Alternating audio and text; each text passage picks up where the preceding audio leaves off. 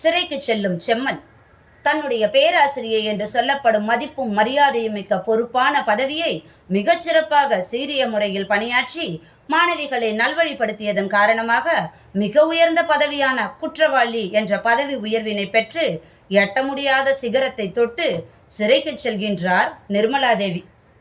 விருதுநகர் மாவட்டத்தில் அருப்புக்கோட்டைன்னு சொல்லப்படக்கூடிய ஒரு இடத்துல ஒரு தனியார் கல்லூரியில் பேராசிரியராக பணிபுரிந்தவர் தான் இந்த நிர்மலாதேவி.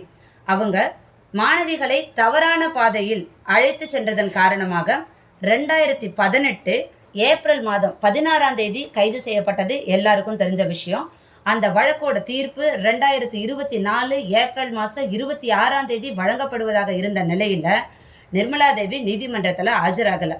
இதனால் நீதிபதி வழக்க 29ஆம் தேதி அன்னைக்கு ஒத்தி வச்சாரு. அன்னைக்கு நிர்மலாதேவி ஆஜரானாங்க. நிர்மலாதேவி குற்றவாளி அப்படின்னு வழக்கில் தீர்ப்பு வழங்கப்பட்டது. எத்தனை ஆண்டு காலம் சிறை தண்டனை அப்படின்னு சொல்லப்படக்கூடிய தருவாயில் எங்களுக்கு கால அவகாசம் வேணும் அப்படின்னு நிர்மலாதேவி தரப்பிலிருந்து வழக்கறிஞர் கேட்டுக்கிட்டாரு. அதனால அன்னைக்கு மறுநாள் 30ஆம் தேதிக்கு தீர்ப்பை ஒத்தி வச்சிருந்தாங்க. 30ஆம் தேதி நீதிபதி தலைமையில் தீர்ப்பு வழங்கப்படுறதா இருந்த நிலையில் நிர்மலாதேவி வழக்கறிஞர் குறைந்தபட்ச ஆண்டு தண்டனை வழங்க வேண்டும் அப்படின்ற ஒரு வாதத்தை முன் வச்சாரு. விடுவாரா நம்ம அரசு தரப்பு வக்கீல்?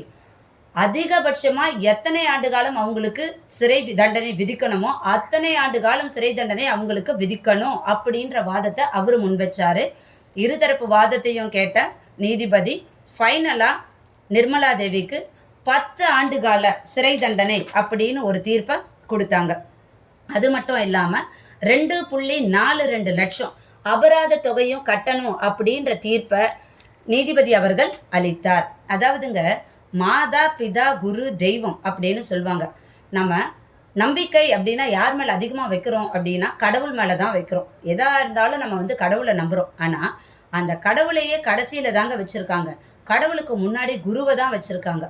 அந்த குருவே இப்படி நடந்துக்கிட்டா எங்கே போய் நம்ம முறையிடுறதுன்னு சொல்லுங்களேன்.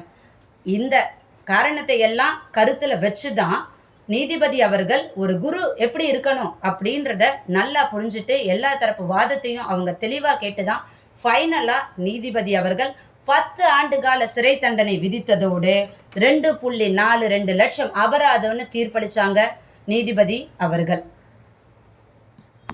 நிர்மலாதேவிக்கு வழங்கப்பட்ட இந்த தீர்ப்பு தவறான பாதையில் செல்லக்கூடிய பலருக்கு ஒரு பாடமாக கண்டிப்பாக இருக்கும்னு நம்ம நம்புவோம்.